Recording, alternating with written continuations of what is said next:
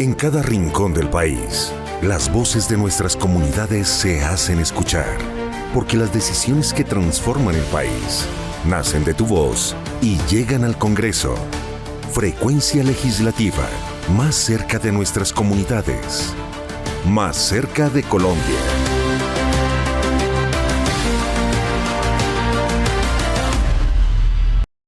Bienvenidos nuevamente a Frecuencia Legislativa. Hoy es sábado en la mañana y queremos agradecerle por conectarse con nosotros a través de las más de 70 emisoras de la cadena de Radio Nacional de Colombia y las 20 emisoras de Paz. Hoy nuevamente estoy con Carmen. Carmen, ¿cómo estás? Buenos días para ti. Buenos días, Luis Miguel, muy contenta de estar aquí con ustedes.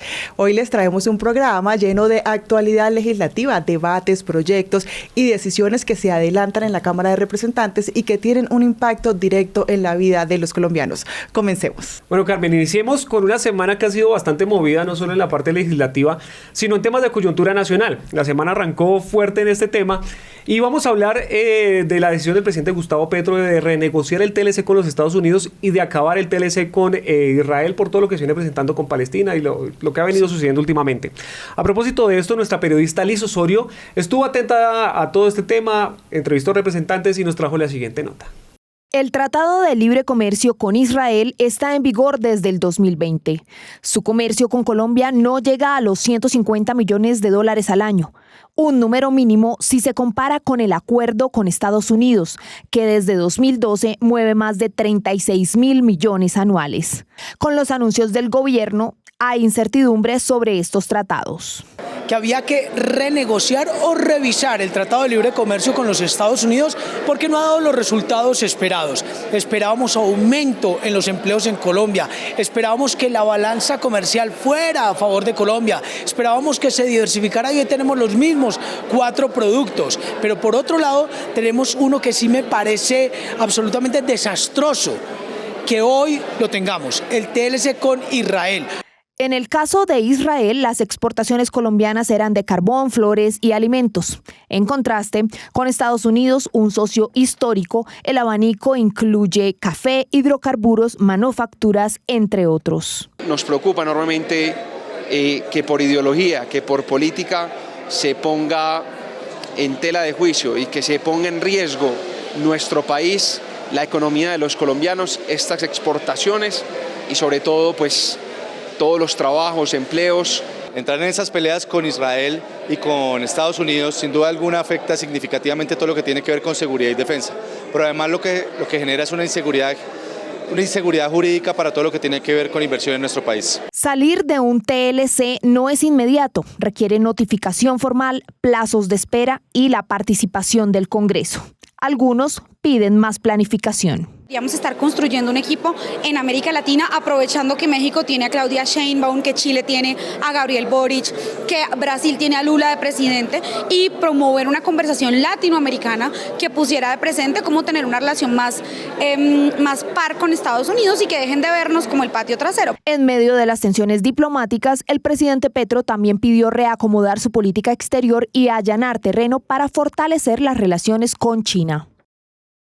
Luis Miguel, y es que sumado a esto, después de la expulsión de la delegación israelí en Colombia, también se conoció, esto sucedió después de conocerse la captura de 2 colombianas que iban en un barco con ayuda humanitaria para Gaza. Está bastante el tema fuerte en temas diplomáticos con Israel y con Estados Unidos, pero todo esto viene de atrás, viene desde la declaración de Gustavo Petro en la ONU, la decisión de Estados Unidos de quitarle las visas al presidente tras esas declaraciones, también aparte de su gabinete, y la renuncia de muchos de ellos también voluntariamente en solidaridad con el presidente Gustavo Petro a la renuncia a las visas americanas. Pero ¿qué piensan los congresistas de esto? ¿Esto nos puede impactar en temas diplomáticos con Estados Unidos? Recordemos que Estados Unidos es nuestro socio principal hablando de comercio. Pues consultamos con ellos, conocimos sus opiniones y empecemos sabiendo qué piensa por lo menos el representante del Valle del Cauca por la coalición Pacto Histórico, Alfredo Mondragón. Seguramente habrán afectaciones en relaciones económicas de cooperación, pero sí es del interés de los Estados Unidos y del gobierno actual. Recuerden que Milei, que ha sido un gobierno arrodillado a Estados Unidos, también le aplicaron el 10% de aranceles, entonces eso no es porque uno sea más arrodillado. Bueno, y como tenemos también la coalición Pacto Histórico, tenemos también parte de la oposición. Pues ellos están muy preocupados con lo que viene sucediendo con Estados Unidos. Como lo decíamos anteriormente, son nuestro principal socio comercial. Hablamos con el representante por Antioquia del Partido Centro Democrático, Juan Espinal, y esto piensa al respecto. Me preocupa que insista el presidente Gustavo Petro en romper relaciones comerciales con los Estados Unidos, decisión que afectaría a 3.200 empresas que generan 600.000 empleos y que además nosotros tenemos unos bienes y servicios que exportamos a este país que son fundamentales para la economía de Colombia. Luis Miguel, y es que la medida también alcanzó a otros funcionarios del gobierno. Está el ministro de Minas y Energía, Edwin Palma, la directora del DAPRE, Angie Rodríguez, además que en solidaridad la canciller Rosa Villavicencio, y está también la superintendente Cielo Rusinque, exactamente, y el ministro de Hacienda, Germán Ávila, que renunciaron voluntariamente a sus visas. Escuchemos qué dijeron los representantes al respecto. Bueno, empecemos con el representante Jorge Eliezer Tamayo, también del Valle del Cauca, por el partido de la U. Yo no considero que afecte las relaciones, pero también hay que reconocer que, hombre, el presidente también fija unas posiciones que deberían de tenerse en cuenta, porque también hay un reconocimiento mundial frente a sus posiciones en los temas medioambientales, en los temas de la guerra. Continuemos con qué opina Miguel Polo Polo de la Curul Afrocolombiana. ¿Cómo habría reaccionado Gustavo Petro si el presidente Trump en suelo colombiano le hubiera dicho al ejército colombiano, a la fuerza pública colombiana, que se levantara en contra del gobierno de Gustavo Petro?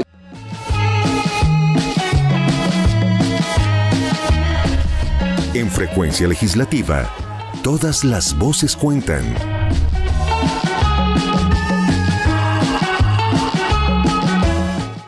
Bueno, y desde el Congreso ya se han hecho anuncios para vigilar qué es lo que está pasando. Precisamente de la Comisión Segunda, el representante Juan Espinal nos dijo fuera de micrófonos que va a citar a debate de control político a la canciller Rosa Villavicencio para saber cómo se va a hacer todo ese tema, porque se habla de renegociar TLCs también y no tienen visa. Entonces, pues, ¿cómo se va a hacer todo este proceso y qué va a pasar con Estados Unidos?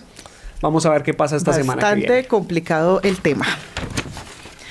Bueno, Luis Miguel, continuemos ahora con un tema de seguridad.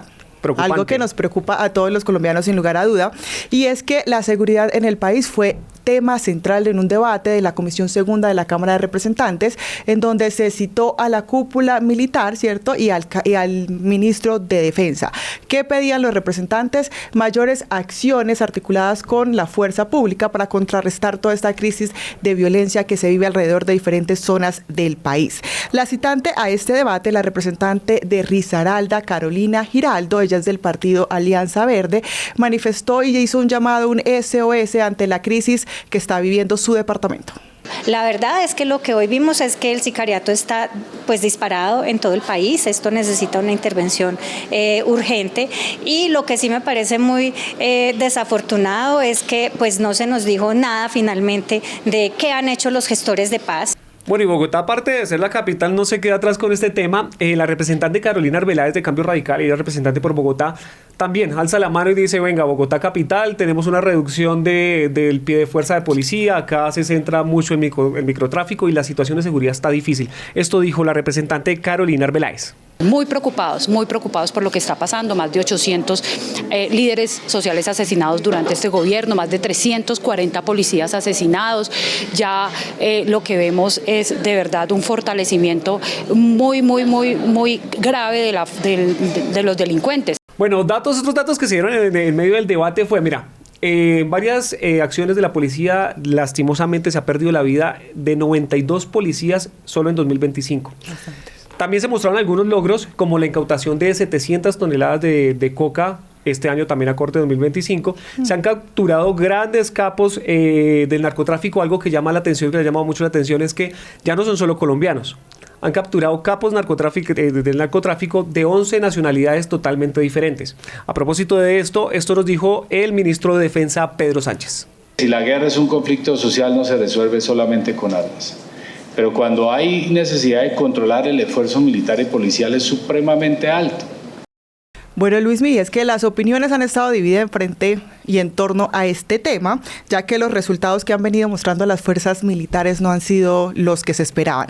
Escuchemos lo que dijo el representante por el Partido Centro Democrático, John Jairo Berrío, al respecto. Cuando usted va y pregunta en el nordeste de Antioquia, la gente siente más temor, más zozobra de la que sentía el año pasado y dicen que el transporte público de pasajeros en su totalidad está siendo extorsionado. Síguenos en nuestras redes sociales como Cámara Colombia. Luismi, lo que sí queda claro es que se ratifica el compromiso desde la Cámara de Representantes, desde el Congreso de la República, de luchar contra la criminalidad en el país. Bueno, pero sigamos en temas de seguridad. Okay. Pero vamos a irnos exclusivamente al departamento del Cauca, un departamento que históricamente, pero últimamente también se ha visto bastante azotado por la violencia. Los grupos criminales, los grupos al margen de la ley, mantienen azotada esta población. En la Comisión Sexta se hizo un debate también llamado por el representante del Valle del Cauca, Hernando González, donde también estuvo el ministro de Defensa, para ver qué se puede hacer con el departamento del Cauca. Nuestro periodista Julio César Fuquen estuvo muy atento y nos trae la siguiente nota. Alcaldes, concejales, habitantes de municipios como Guachené, Padilla, Villarrica y Puerto Tejada, a instancias del representante Hernando González, se reunieron con el ministro de Defensa para analizar la difícil situación de orden público en el departamento del Cauca. Las barreras invisibles, los muertos, los asesinatos, los desplazamientos de los jóvenes, la carencia de los jóvenes para ir a la escuela, la deserción escolar por los temas del conflicto entre las diferentes pandillas que existen en el municipio. El ministro está muy interesado en que esta comunidad siga siendo esa comunidad donde se puedan ejercer todas esas calidades que le da la naturaleza. Fomentar el turismo, fomentar también la educación en todos los espacios. Hoy le pedimos al Estado que nos apoye, que nos ayude a que a través del deporte, la educación y la cultura nuestros jóvenes tengan oportunidades. Según el representante González, el incremento de los asesinatos, amenazas y el avance de las pandillas en el norte del departamento requieren acciones inmediatas del gobierno nacional. Por eso llamamos al ministro de Defensa para que ponga el foco en la seguridad del norte del Cauca. Y no solamente es con fuerza pública, son con acciones sociales para que los muchachos se los podamos arrebatar a las bandas criminales. El Mindefensa se comprometió a incrementar el pie de fuerza en la región y hacer presencia con oferta institucional para arrebatarle a las juventudes caucanas a las bandas criminales y reforzar la seguridad en la zona. Bueno, Luis Miguel, cambiamos un poco el tema. ¿Usted ha tenido crédito con el ICETEX? Te cuento que soy tal vez uno de los colombianos que no ha tenido crédito con el ICETEX. Bueno, le cuento que yo sí y han sido bastante los inconvenientes. Nada bien. Tengo que reconocer que nada bien. Por eso yo les quiero comentar el día de hoy que en la Cámara de Representantes se aprobó un proyecto de ley que busca mejorar esas condiciones de los estudiantes que solicitan créditos con el ICETEX. Esto con el fin de adelantar sus estudios de educación superior. La plenaria de la Cámara aprobó este proyecto de ley y John Contreras, periodista de la Cámara de Representantes, nos explica un poquito en qué consiste este proyecto. Para muchos usuarios de los créditos educativos por parte del ICETEX, los pagos se han convertido en un problema, particularmente con la eliminación del subsidio a la tasa. En este momento pues ya las tasas de interés están sobre el 16-17%, lo que ha hecho pues que en algunos casos las cuotas suban hasta 3 millones de pesos, lo que se hace completamente insostenible. Mi cuota, digamos ahorita, es 1.600.000 y de esos 1.600.000, solo 600 van a capital. Entonces mi problema es el interés sobre el interés y que mi plata no cuenta y que pago y pago, pero nunca voy a terminar de pagar. Para resolver este tipo de problemas, la plenaria de la Cámara aprobó en segundo debate una reforma al ICETEX que, además de proponer la diversificación de recursos para la entidad y mejorar la atención al usuario, principalmente se debe aliviar la carga financiera a los estudiantes. Convertir el crédito de ICETEX en un crédito educativo social, con topes al endeudamiento, con subsidios a las tasas de interés, con la eliminación de la capitalización de intereses, con el pago contingente al ingreso. Tercero, una política integral de condonaciones y de subsidios de sostenimiento.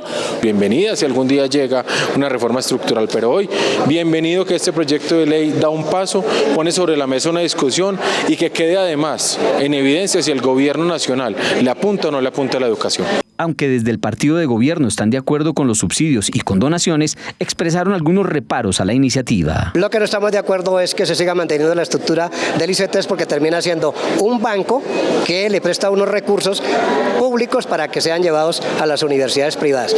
La representante Jubinao insistió en invitar al gobierno y a su bancada para unirse y hacer propuestas al proyecto que ahora debe superar 2 debates más en el Senado. Bueno, Carmen, el tema del ICETEX no es un tema menor, importante todo lo que dicen los representantes a favor y en contra de este proyecto, pero queremos explicarle un poco más a los colombianos qué es lo que trae. Entonces, por eso, la semana pasada inauguramos una nueva sección que se llama Explicando la Ley. Nuestra periodista Zulma Pulido nos va a explicar punto a punto qué trae la reforma al ICETEX.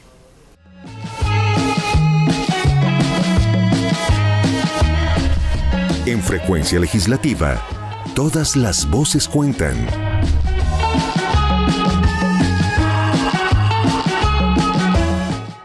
Hola Luis Miguel y Carmen y a todos nuestros televidentes y oyentes de Frecuencia Legislativa. Hoy en Conoce la Ley les traigo un tema muy interesante como lo es la reforma al ICETEX que le trae muchos beneficios a todos los jóvenes de nuestro país. Primero, poner límite a las tasas de interés que cobra el ICETEX. Segundo, política de condonaciones que busca crear un mecanismo para perdonar parcial o totalmente la deuda. Tercero, acompañamiento psicológico. La propuesta incluye la implementación de un programa de apoyo psicológico para todos los beneficiarios. El proyecto ya fue aprobado en la Cámara de Representantes y ahora la tarea la tiene el Senado para saber si sí o no es aprobado la reforma al ICETEX. No se les olvide escucharnos y vernos a través del canal del Congreso y Radio Nacional, todos los sábados a partir de las 6:30 AM.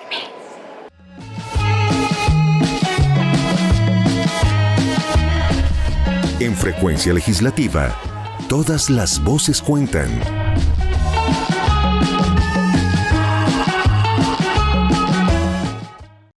Gracias, Zulma, por esta información muy importante, sobre todo para mí. Hubiese sido, súper beneficioso tenerla en ese momento. Para ti y para muchos. Para muchos, sí, claro. Bueno, Luis Miguel, sigamos con el tema de la educación. ¿Qué tan bueno es usted para los idiomas? ¿Cuántos habla? Bien. Español. Pero vamos en el camino, vamos aprendiendo. Bueno, le traigo un dato con respecto a este tema y es que con el fin de fomentar que los colombianos aprendan otros idiomas, incluidas las lenguas nativas, en la Cámara de Representantes se aprobó un proyecto con el fin de enriquecer y fortalecer esa identidad cultural y también, generar una competitividad en este aspecto. Julio César Fuquen, periodista de la Cámara de Representantes, nos cuenta bien de qué se trata y en qué consiste este proyecto de ley. En Colombia se hablan más de 65 lenguas nativas, además del español y el lenguaje de señas.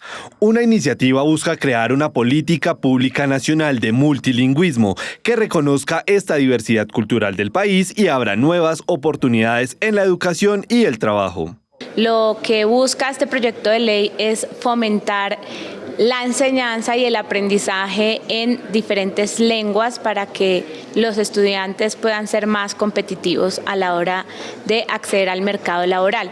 No solamente el bilingüismo, el multilingüismo entendido como lenguaje de señas, lenguajes nativos, la lengua propia y, por supuesto, idiomas extranjeros. La iniciativa, que pasa a último debate en la Cámara de Representantes, contempla 25 artículos, entre ellos la creación de una comisión asesora del Ministerio de Educación y programas de formación financiados por el Gobierno Nacional.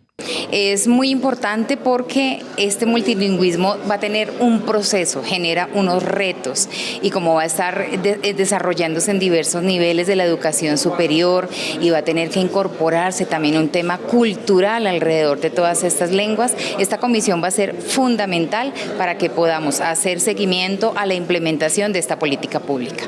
Además, la propuesta plantea que la señalización y la información pública se hagan en diferentes lenguas, fortaleciendo la inclusión y la pluralidad cultural.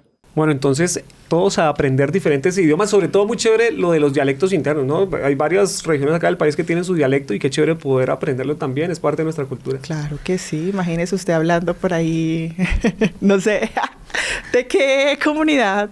Me encanta mucho como hablan, yo no sé, los en Vera hablan chévere. Y chévere poder entenderlos porque a veces ellos también cuando quieren hacer sus reclamos justos, no se les entiende mucho lo que hablan, tienen que esforzar mucho, pero qué chévere que uno pueda aprenderlo también a entender. Carmen, le voy a hacer una pregunta. Yo sé que esta respuesta es positiva porque he visto en sus redes sociales fotos. ¿Usted tiene mascota? Sí, tengo una pequeña Yorkie, un perrito. Pues a usted y a todos los que tienen mascotas les sirve esta información, póngale cuidado. Si usted tiene un perro o un gato de compañía, la Cámara aprobó un proyecto que busca cedular, podríamos decir, a las mascotas. ¿Para qué? Para prevenir todo este tipo de pérdidas de mascotas, de perritos, de gaticos que a veces uno encuentra en las calles, que se le escapó al dueño y después no los puede volver a encontrar. Y como no tienen cómo identificarse, la gente no sabe a quién pertenece. Entonces es muy importante este proyecto, más en una época que estamos siendo muy animalistas. Nos hemos vuelto muy animalistas. Y que no solo se pierden, también a veces se los roban. Entonces, si tenemos la posibilidad de tener como una cedulación de las mascotas, es espectacular. De este tema nos va a hablar nuestra periodista Catalina Cadena. 4.4 millones de familias en Colombia tienen animales de compañía, según cifras del DANE, y 7 de cada 10 mascotas perdidas no regresan a su hogar. Por eso es importante esta iniciativa que va a permitir tener un registro de identificación más confiable para los animales. Que a partir de la implementación del microchip le permitirán a los propietarios en tiempo real recuperarlos, reencontrarlos, especialmente cuando los animales desaparecen, se pierden, se extravían. Lo mismo que la cédula de identificación animal de tipo digital, porque se podrá en tiempo real no solo determinar el dueño, la propiedad, sino también las atenciones médicas, veterinarias y demás como vacunación. Uno de los autores de esta iniciativa nos explica cómo se llevaría a cabo el financiamiento de la cédula y el chip para las mascotas. Progresivamente también tendremos que buscar la forma de aquellos que no tienen la posibilidad, pues sean subsidiados por el Estado también, a través de unas cargas impositivas que se darán muy seguramente en los presupuestos, en la participación de los presupuestos, que debemos hacer el lobby pertinente para que el gobierno nacional nos dé también lo que es el aval fiscal. Pero esto tiene que ser un trabajo mancomunado también con las entidades territoriales. El objetivo es unificar en una sola base nacional los sistemas de información animal, lo que va a facilitar campañas de adopción, esterilización y búsqueda de los animales reportados como extraviados o robados. Bueno, Luis Miguel, ya vamos finalizando nuestro programa, pero antes le tengo un dato que no sé si usted se lo sepa. Resulta que desde 1982 cada año y a finales de septiembre se celebra el Día Internacional de la Paz. ¿Sabía? No sabía, pero qué importante que hablemos de paz. Así es, resulta que desde la academia y el legislativo se unieron, articularon para promover el ejercicio de la construcción de paz en Colombia. Escuchemos un poquito más sobre este tema. Claro que sí, importante, la Cámara hace el mensaje, #con la paz me comprometo, es muy importante, eso lo viene haciendo la Cámara ya hace varios meses, con la Comisión de Paz, y nos lleva a pensar a Colombia en paz. Nuestra periodista Alice Osorio está muy atenta siempre a estos eventos y nos trae la siguiente nota.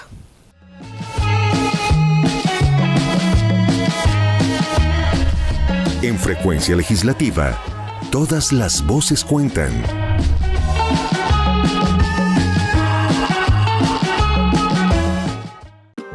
Después de estar en Cúcuta, Quibdó y Santa Marta, el turno es para Bogotá. La Universidad Sergio Arboleda y la Cámara de Representantes una vez más trabajando en equipo, esta vez para conmemorar el Día Internacional de la Paz. Dentro de los asistentes dijeron presentes líderes de municipios de Antioquia como Briceño y Cáceres, quienes expusieron las necesidades de sus territorios. Es muy preocupante que en el municipio de Briceño, siendo municipio PD, no se haya cumplido sino por allá un 37% a cabalidad el tema de la implementación de los acuerdos. Pero no contamos con educación superior, no tenemos una universidad. Tenemos hoy 4 corregimientos que no cuentan con necesidades básicas como acueducto, alcantarillado. El evento en marcha. Conferencistas con vasta experiencia en procesos de paz. Uno de ellos con un mensaje claro. El reclutamiento de menores debe parar. Llegó a 578 casos de niños y niñas reclutadas en Colombia en el año 2024.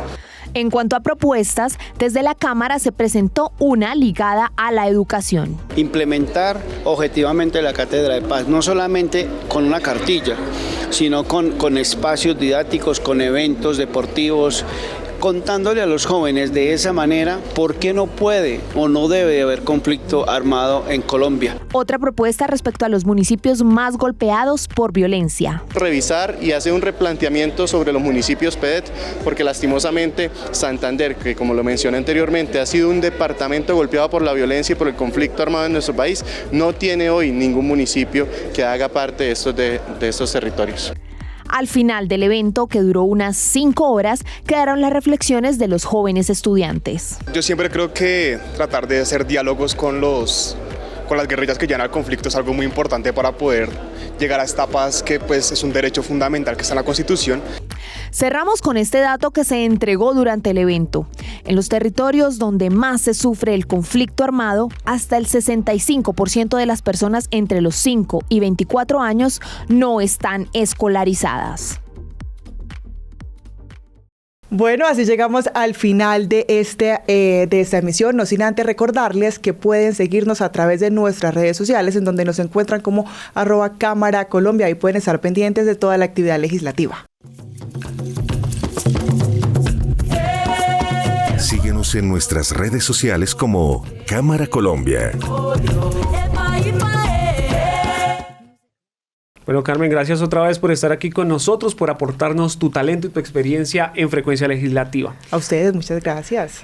Bueno, gracias a todos ustedes por conectarse con nosotros a través de Radio Nacional de Colombia y a través del Canal Congreso. Y recuerden que si se perdió algo importante de este programa o quiere volver a ver o escuchar alguno de los programas anteriores, lo puede hacer a través de la página web de la Cámara de Representantes, www.cámara.co.co, o también a través de nuestras redes sociales, donde nos encuentran como @Cámara Colombia. Agradecer también a todo nuestro equipo técnico y periodístico. Estamos encabezados de nuestra jefe de la Oficina de Información y Prensa, Sandra Sánchez. Así es, nos vemos en una próxima emisión. Hasta pronto. Chao, chao.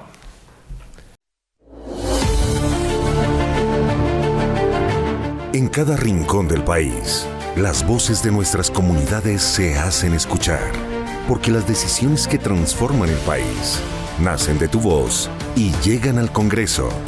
Frecuencia Legislativa, más cerca de nuestras comunidades, más cerca de Colombia.